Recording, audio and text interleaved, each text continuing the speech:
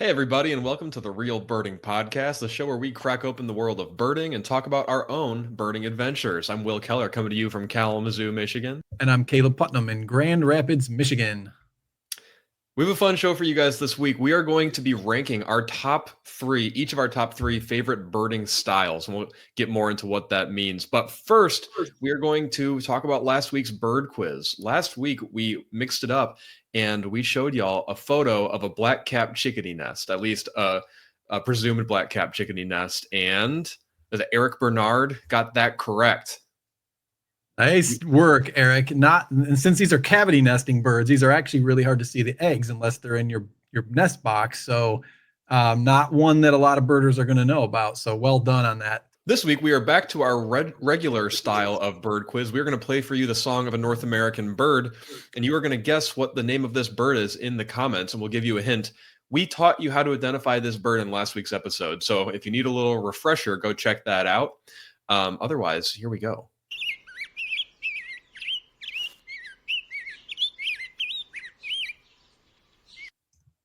And it goes on and on and on.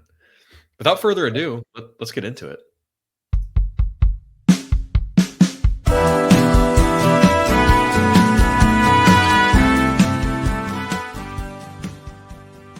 Mr. Putnam, how are we doing? I'm doing good, man. Yourself? Yeah, dude. I'm in Kalamazoo, Michigan. I'm back for my girlfriend's brother's wedding. So kind of almost back-to-back weekends in Michigan. So I can't complain. It's a great time of year to be in the Mitten State. Very nice. Yeah, it would have been nice to see you again, but I think that the turnaround's a little bit tight on your end, if I'm not mistaken. Man, I always look forward to getting back home, and then you know how it goes. Just the schedule fills up so quick. But yeah, believe me, I know how the month of May goes in general. Like literally everybody in my circle is a chicken with their head cut off, unavailable, and stressed and tired. Isn't that funny how when you get to like in April, you're thinking, oh, May is almost here. I'm going to be so full of vim and vigor. I'm for sure going to make it through this entire month with just top energy. And then by the time you hit about May 13th, you're like, I am dying. Yeah, I'm going to bed. Sunrise becomes like 5:30 a.m. instead of like 7. You can't go to bed until late. You have to wake up early. Oh. Well, my friends are like, hey, we should go get a beer, and you want to come over around 9:30 or 10. I'm like, I'm going to be in bed, dude, because I woke up at 5 this morning and I'm waking up at 5 tomorrow morning. So man, you're inching toward being an old man like myself. Birding does that to you. It ages you for sure. Dude, I'm so excited to talk about the different birding styles and our own favorite birding styles, because I think it's something that especially non-birders don't really know. They think every birder they see is just walking in the woods with binoculars. And that is a very common and very fun way to bird, but it is just the tip of the iceberg in terms of all the various ways that you can, enjoy this great hobby that we both love. Do you want to get into your top 3 ranking? Let's do it. All right. So at number 3 for me is yard birding, or another way of saying this is patch birding. So the idea here is you're going to watch strictly from your home. I mean, ideally, this is yard birding only, right? So if you happen to have a good enough yard that's in a certain area, and the fact that you can like get out at any time of day, especially if you work from home, I've had jobs where I've worked out of the house and lived in places where I loved the habitat outside my window. And so I was basically birding all the time. And, the advantage, there's something about seeing something in your own yard that is more satisfying than seeing it somewhere else, or like on public land or whatever. It's still great, but like there's something extra special. It's almost like that experience, you kind of own it.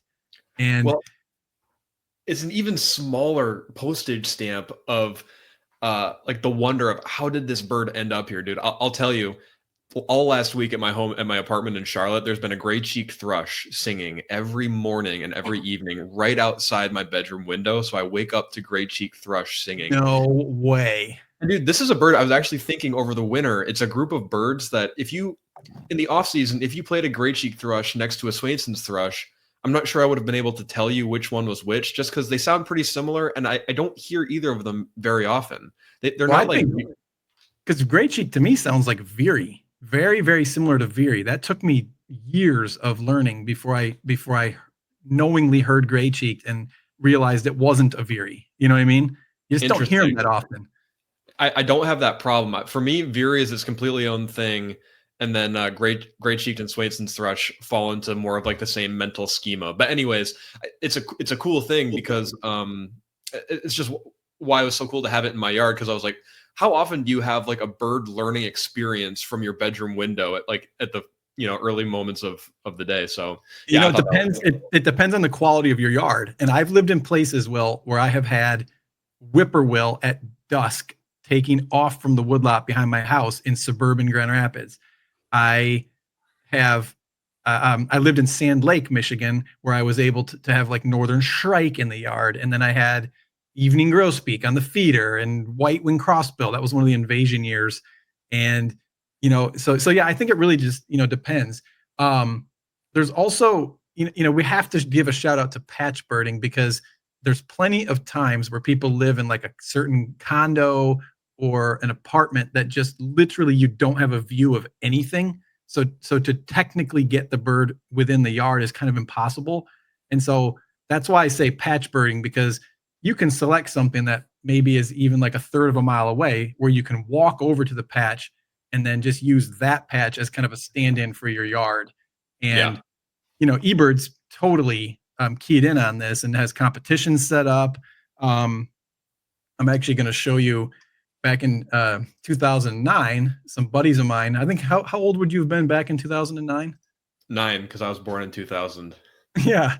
So yeah, you were not in this competition, needless to say, but we did this silly little competition, and it lasted for about 4 or 5 years. And Mm. all of my buddies and I um, would, and we mapped it out here. At one point, we had Harry Hussey from Ireland taking part in this too, which was quite awesome.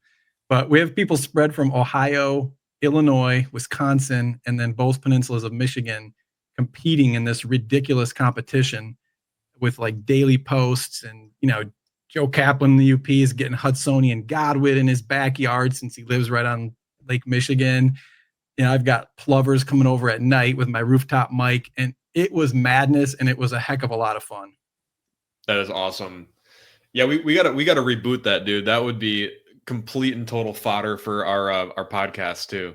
I'm telling you, Will, I don't live in a great yard currently, but if I can get to a different place, I've already floated the idea with lots of you guys, but we are totally doing this at some point in the future. Oh yeah, for sure.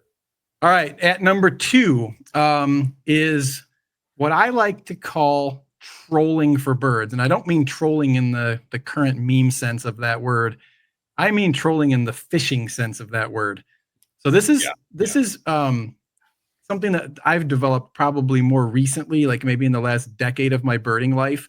But it's this idea that if you can be moving slowly and quietly through multiple miles of habitat, be it on a bicycle down a rail trail. Sneak peek to our short that will come out this week. Actually, I did one completely about that topic. Kayaking in a river early morning. My Prius, my car is hybrid, so you can drive it with the engine off. And I happen to have a sunroof, which is kind of rare in my model. I love to bird with the sunroof open, quietly motoring down Indian Mounds Drive and other places where there might be like 10 miles of appropriate habitat, because you can just hear everything.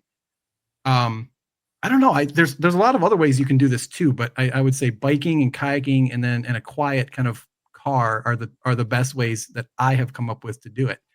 Yeah. Connecticut warbler. We talked about it in the last episode. The best way for me to get them is to ride my bike down the path 10 miles in the morning between 5 a.m. and 8 a.m. from, like I said, May 22nd to June 2nd. It's very formulaic. The Cerulean Warbler record float that we talked about, boy, it was probably a year and a half ago now. I was just going to bring that up. Yeah. Yeah, man, we did a pretty in-depth video on your Cerulean Warbler world record-breaking day float there. That was pretty cool. I was jealous to miss out on that. Link in the description. That was a good one. Yeah, it was about this time of year, in fact. Love that. That was so fun. Have you ever done a trolling style birding? Is that part of your repertoire? Well, we go out with Mary Lou on the boat on the Kalamazoo River mouth, and we Mm. cover a couple miles or maybe about a mile worth of woods there, and it's pretty fun.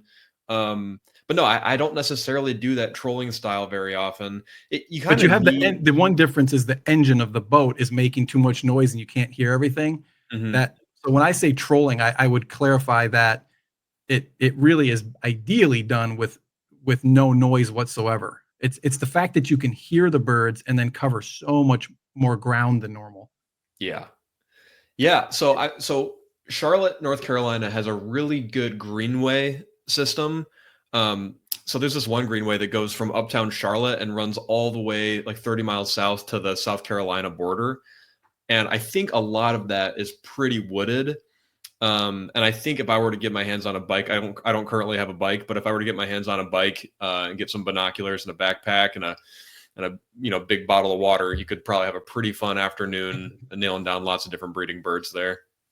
I can tell you, I look like a complete maniac when I go out and I'll bike the trails at like Millennium Park in Grand Rapids. There's like 20 miles of trails, and I'm in like like bike shorts and a t-shirt with my camera over my thing, the helmet and the binoculars, in a uh, yak. No, what do they call it? A camelback Yeah, of water. So it's pretty ridiculous looking. Not gonna lie, I bet. but it gets the job done. And then for me, the number one, and I don't think this comes as a surprise to anybody that listens to us, is morning flight. And the best way that we have to do this currently in West Michigan at our setup is we go out to the lakeshore and stand on the dune whenever we've got those preferable east or southeast winds in spring, or maybe northeast or east in the fall. Um, and lake shores are probably preferable for this. The birds that we're looking for are land birds, and those are migrating at night. So the sun comes up, and they will spend the first, hour to maybe even 5 or 6 hours in an extreme scenario, still flying low above the forest. And so if you can get to a high vantage point, especially if it's near the lake shore, then it just concentrates the birds into this parade that comes over your head, and you can just stand here and watch them all come by. And it's a thing of beauty, as you well know. I would also add that what often happens is as the songbirds maybe stop at say 10 a.m. or 11 a.m., it kind of morphs into a hawk migration event very often, Mhm. if you're depending on the time of year. So there's a real joy in my life when you can stand at one point and have just masses of birds coming by you at once.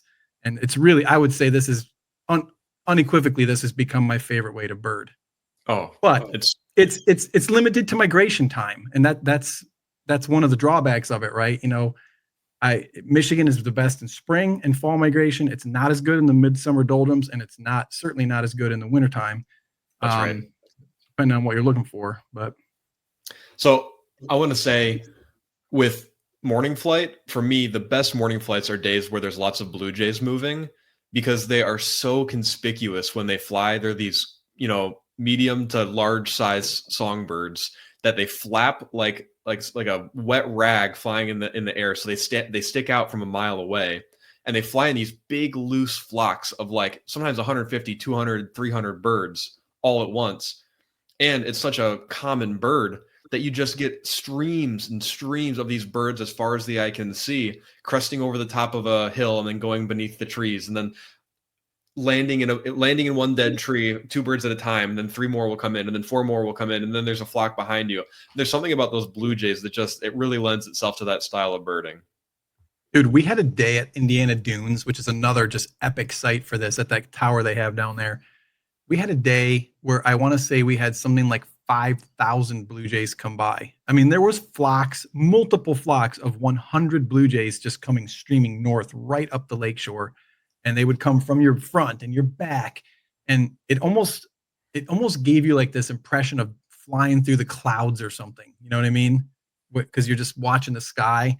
Um, yeah, it is absolute magic, and it's such an ultimate sense of zen to be plugged into the universe so deeply as you are when it's just you and the migrating birds coming by. Yes. Well, cool, dude. I will get into my top three of the my favorite styles for birding. And my first one is kind of obscure, but it's picking through gull flocks. And before all of our listeners pause the video and turn away, I'm going to say, just listen, hear me out. No, but it is a famously sort of like difficult, high barrier to entry style of birding because gulls are, they all, I mean, to most people, they just all look the same. You know what I mean? And then you add in the sort of like age groups, and it's really intimidating. And what I'll say is that is the fun part. And I'm not yet pulling your leg. Uh, Being able to go out in January or February, when especially in the Midwest, is just it's like barren everywhere. There's just it's hard to get even 30 species. But to go and find a gull flock and be able to pick through it and find some Iceland gulls, find an age class of a glaucous gull that you've never seen before, maybe find a hybrid between a great blackback gull and a glaucous gull. Like that would be like a once in 5 year bird, but that's the only way to do it is to spend lots of time and pick through those birds. Um, so I don't know about you, but I really like getting over towards the lake shore, like in Berrien County, and finding the biggest lake that still has open water because it's more than likely that that's where the vast majority of the gulls in the area are going to spend the night because they don't want to be out on the beach where they might be susceptible to predators. They can't really necessarily roost on Lake Michigan because it might be too wavy and dangerous for them to try to roost on that overnight at times. And out on the ice, they could get eaten by coyotes. So they've got to find that kind of open, calm water to roost on. So what I like doing, and I'll wrap this up because I'm going on and on and on.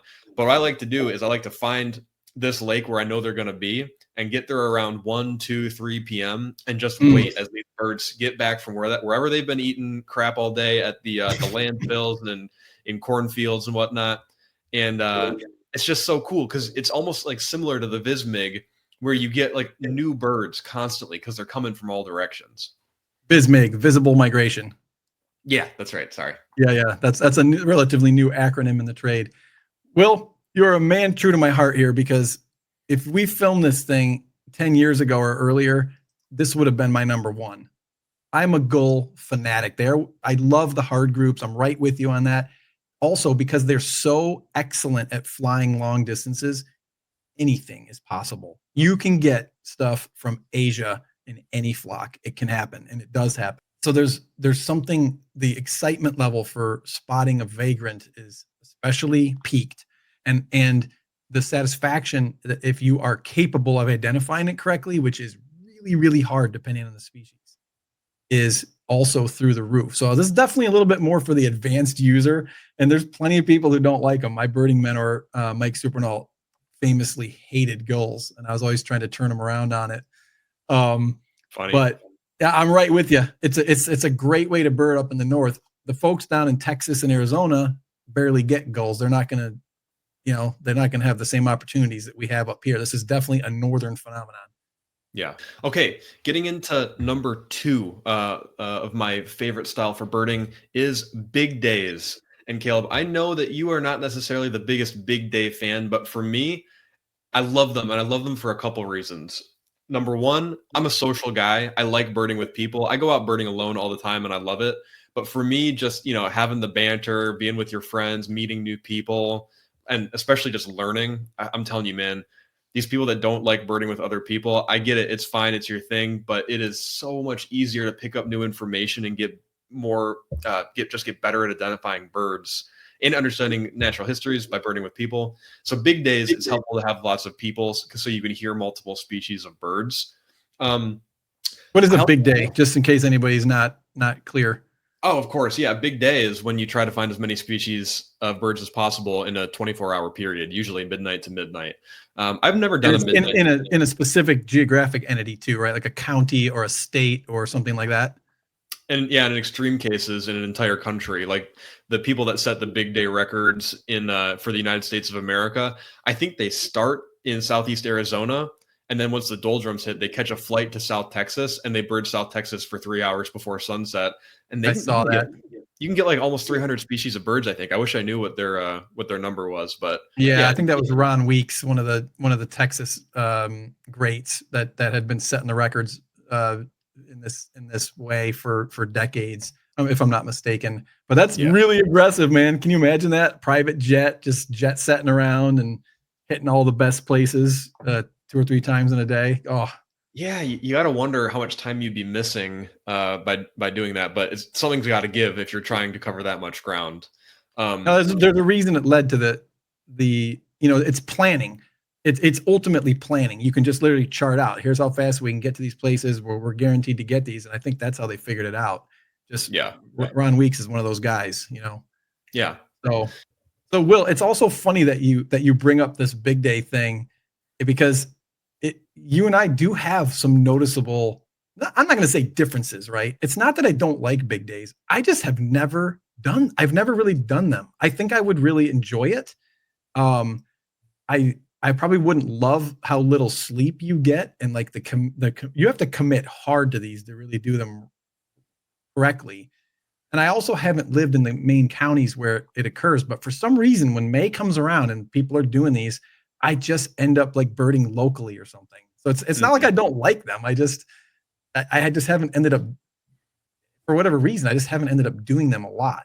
Yeah, dude. My favorite style of big day is, or not even a style of big day, but Berrien County has been doing they call it the Berrien Team Birdathon. It's an annual event that takes place in mid-May every year. I think for the past 30 some years.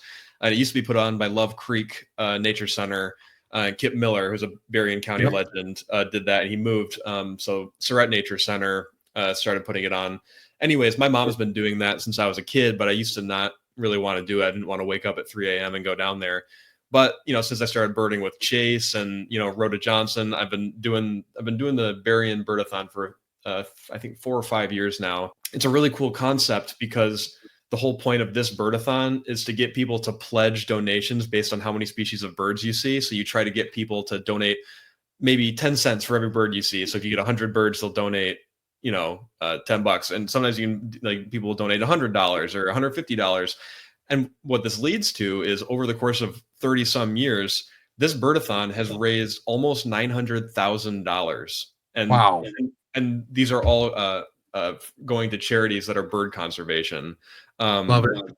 My team is always. That's such an advantage, man. And Oh yeah, because there's so few opportunities really when you're just out birding to contribute something back to conservation. It tends to be a little bit more inward of an activity. So this is really cool. yeah. All right, I'm getting too long-winded here. I'm going to tell you what my number one favorite style of birding is, and it's really not that close. This just has my heart, and it's, if you know anything about me, this is predictable, but it's lake watching and sea watching, and I wish I've done more sea watching. Most of what I've done is lake watching. So I grew up birding with a man named Russ Skipper, and when I was about 10 or 12 years old, Russ Skipper took me down to Tiscornia Beach because he knew that Tim Bearwald was doing the Tiscornia water bird count there. And Russ Skipper would tell me legends about this dude. He found a dove key, he found an ancient murrelet, he found this, he found that, frigate birds. And I'm like, what are you talking about? These are birds that I barely even know what they look like. I just know them from my. You'd never believe that these were in Michigan, really, if you didn't already have knowledge of what he had found there. Yeah. And it's not just there either, right? It's like any outpost in the Great Lakes where you watch long term every single day during the whole migration period, you are going to make discoveries. Right. So what this sort of led to is I just started lake watching all the time once I started getting into hardcore birding again as a college student. And that sort of culminated in, after I graduated from college, I applied for a waterbird counting position at Miller Beach in Indiana, which is the southernmost tip of Lake Michigan. And I waterbird counted basically every day for 3.5 months. So mid-August to late November. And it's going to end up being a total highlight for my entire life. And Yeah. here, I'll share a screen of I recommended you for that position, by the way. I remember you were waffling a little bit, and I was like, Will, you really need to do this while you're at a stage of life where you have the time of day to be out there and you have a full season to dedicate. I'm like, you really got to do this. And I appreciate that. If you hadn't told me to do that, this probably wouldn't have happened. This is a picture of a bird that I saw at Miller Beach. The picture is actually by a great photographer and friend named Ryan Sanderson. But this is a long-tailed Jaeger, and it's a near adult long-tailed Jaeger. It's like a second or third or maybe even fourth year bird. it's just you cannot believe that you're getting views of these birds that people are trying to find. Places where these birds are supposed to be common, you could miss them in the Atlantic Ocean and the Pacific Ocean. And here we are in Gary, Indiana, with Yeah. coal-fired power plants and steel mills surrounding us. And there's this bird that's probably never seen a human being before that literally just got back from breeding in like Yukon territory or whatever. And I'd here say they even higher up, even higher than that. They're right. way in the high Arctic. Yeah. And they're coming in to check out this gull flock in Gary, Indiana. It's just totally mind-boggling. And this checklist, I wanted to pull this up because it really demonstrates what this looks like. Hundreds of dabbling ducks. When the eighth year hitting, so here's 4,000 greater / lesser scaup, one parasitic / Pomeranian Jaeger. Apparently not the best Jaeger day. We had days where we had 20 some Jaegers, but we had a little gull, which is a rarity in North America, really. My very favorite bird species, little gull. I love them. They're so pretty. Oh, cool. And the kittiwake from the Gull Guide, the cover of the Gull Guide, right? Yeah. Yep. So I found this bird. That's my claim to fame. Ryan Sanderson took this photo. I'll show you my photo of this bird. Not quite as good. I can see why that didn't get on the cover. Okay, thanks, man. No offense. Here's an adult kittiwake that we had that day with a really cool molt pattern in the outermost primary there. Oh, wow. Oh, those adults are much harder to find in the Great Lakes. Man, it's just, it's so powerful doing these lake watches like that, man. This is a day we had about 750 Bonaparte skulls, and we had this weird, aberrant, dark, immature Bonaparte skull with a completely dark upper wing and a completely dark lower wing. So we got on this bird at a couple miles away, and we were like, this is going to be a black-headed gull. Black-headed, right? I knew you were going to say it. Yep. I would be thinking it too. Or at least a little gull. And then we literally were calling it like what is this? We were so excited, and it flew by, it was gone. We start looking at our photos, and I'm like, guys, I think it's just got to be a Bonaparte skull. So we sent this picture to Amar Ayash, and he was like, this happens sometimes, but he only knows of 2 or 3 other records where this aberration or this aberrant plumage has appeared. But yeah, man, just we're talking about the sort of magic of visible migration watching. So morning flight, hawk counting, and waterbird counting. For me, there's just nothing better. And there's something about standing on the beach with a north wind blasting you in the face, and it's cold and it's miserable, and you're holding on by just like your hot coffee, your thermos, that's keeping you going. And it's worth it when that Pomeranian Jaeger buzzes overhead and you're like, oh my God, how have I just matched up with this? Like, in what twist of fate allowed me to see a Pomeranian Jaeger today? In fact, speaking of that species and the cold hands, I had that exact experience with you on your last day of the Miller Beach watch last year. Remember that? You still needed and you were Pomeranian Jaeger, and you were dying to get it. I'm like, there's no way we're going to get it today. And sure as heck, one Jaeger came in, circled around overhead. We got good photos, and it was a Pom. So that's exactly right, dude. Yeah. No, I'm just very happy you did it and got the experience. I've had other friends that did it at Avalon, New Jersey for Cape May Bird Observatory, and it's a good way to cement your reputation and to really up your game and your skill set. So for all you guys who are working your ways up through the ranks, all you kids out there, and anybody just getting started in this, know you can do it, and you should do it. Just build your way up to it and then go for it when the time comes. If Will Keller can do it, really, anybody. No comment. I'm just kidding. and in fairness, you've definitely superseded my lake watching ability in a season, because I never actually have done it officially at a place. So I'm like, a lot of the times I go out and try to do it, and I feel kind of rusty, to be perfectly honest with you.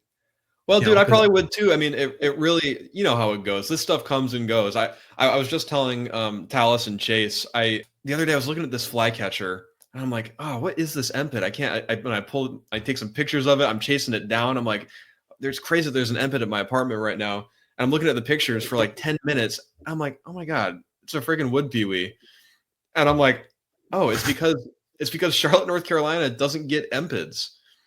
So it was literally like, and if you're not really looking at every peewee you come across, so I'm like, yeah, I'm rusty, man. Like, this is not necessarily a difficult ID, but if you don't get reps, those skills go away really quickly, and they come back. It's just, that's a thing.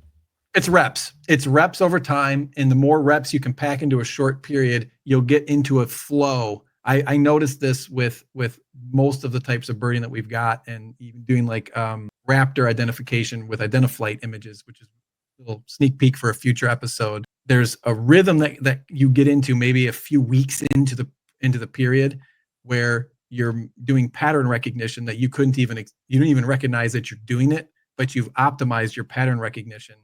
So like for lake watching, it could be the shape of duck flocks, the way in which the birds in the flock interact with each other. So even though it's a mile out there, you can tell what it is. Just little things like that. Anyway, this was a really cool summary and a cool concept. I hope the listeners are enjoying it. I also noticed that if had we done this episode maybe 5 years ago, 10 years ago, there's little doubt the list for each of us would have been different. This is a process.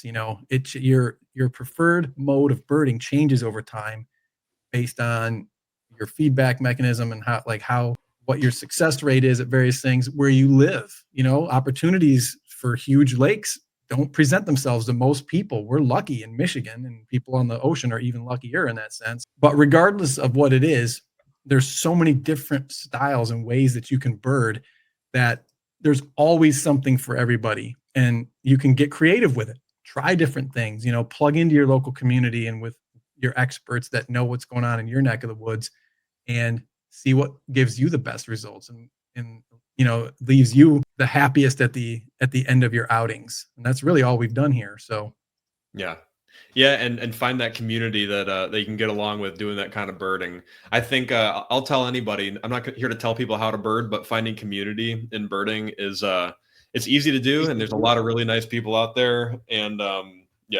anyways, that's all I have to say. That's ultimately how I met you and our other buddy Talus and others who, they see what we're doing up on the dune and they ask if they can join. And if the person is fun to hang out with and hungry for birds, we always say yes. And look at what it's led to. It's fantastic. Yeah. Speaking of Talus, by the way, Will, we need to do our bird of the week and then get this episode finished up here. Yeah. So Talus, young guy, probably 20 years old, and he's gotten really, really good at birding. He's been really hungry about it for a couple of years now, maybe a little bit more than that, and is just out in the field all the time. And he's lamenting the fact that he rarely finds a really rare bird, and he feels like he's been in the field so much that he should have gotten a really good one by now. Well, that all changed about 4 days ago when he jumped on the phone, and I didn't even know where he was. So he calls me, and he is standing on Saginaw Bay at Bay City State Park, Michigan. And he has what he thinks is a black tern, but it looks extra white on the upper wing, and it has bright pink legs and a tinier bill. And he is like shaking. I can just tell. Like he's like, is this a white-winged tern? Like I think it has to be a white-winged tern, but I don't want to, I don't want to report this thing and embarrass myself. And then I'm like, it's a pretty easy identification for the adult birds, right? So I'm like, I think it has to be, but I'm like going through the books and stuff. And sure enough, it absolutely was one. And somebody else was able to chase. This was in the waning hours of the evening. I think it was like, I don't know, 8:30 or so, with only like 30 minutes of light left. And so all the birds were getting ready to go back out into the lake. And so whoever else showed up, Brendan McCullen, was able to get this photo showing the super diagnostic underwing where you've got the black coverts and the white flight feathers. And Talus is definitely riding high from this experience. This is the second one ever found in Michigan, and quite likely, I'm gonna wager that it's probably the only one being reported in the U.S. currently. Is that? Yeah. That's got to be the case, doesn't it? Here, I'll switch over. Yeah, I do think it's the third record, because the one from last year, or the one from 3 years ago, I think returned again last year. And this could be the same bird returning again. Got it. But either way, it's a third state record. Dude, I've been birding hardcore for about 5 years now. And I think the rarest bird I've ever found might have been like a 50th or 60th state record. We're so pumped for Talus. It'll sound silly to the people that aren't hardcore listers, but it is, at the end of the day, it's what we're really trying to do, is go out there and make a discovery like this. And he did it, man. And he's 20 years old. And I was talking to him on the phone. He called me too. And I was like, dude, like, this is great for you, but you might never find a record better than this in the rest of your life. That's a glass half empty approach right there, if I've ever heard one. Well, But that's me trying to make myself feel better, is I still can look forward to my third state record find. Oh man, the agony. So this is another little food for thought. The best one I've ever found in Michigan was a 4th state record, and it was my black-throated gray warbler from Grand Rapids, probably 15 years ago now, in the middle of winter. And he's already superseded this with a 2nd state record find in 2 years of birding effort or whatever it is. But he earned it, man. He completely earned it, and it's a testament to all of you out there. If you put the effort in and stick with it and persevere, you are going to make discoveries. There's just no doubt about it. Yeah, that's right. Well, congrats, Talus. You definitely deserve that one, buddy. Well, all right. Thanks everybody for watching this episode of the Real Birding Podcast. I hope you gleaned a little bit of information about ways that you could take your current birding game and bring it into different styles of birding. Let us know in the comments what your favorite style of birding is, and let us know what kinds of birding we left off of this list that you think deserve a mention. Otherwise, please like, share, subscribe, hit that bell so you can get notifications when the videos are posted. And otherwise, bird on. Bird on, everybody. Until next week.